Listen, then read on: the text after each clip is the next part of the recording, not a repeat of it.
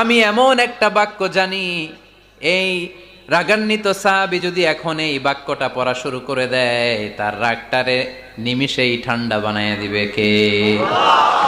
ওই সাহাবী বললে, ইয়া রাসূলুল্লাহ, কি সেই বাক্য আমারে শিখায়া দেন। বিশ্বনবী বললেন, পড়ো আউযু বিল্লাহি মিনাশ শাইতানির রাজিম। আবার পড়েন, আউযু বিল্লাহি মিনাশ শাইতানির রাজিম। সুবহানাল্লাহ।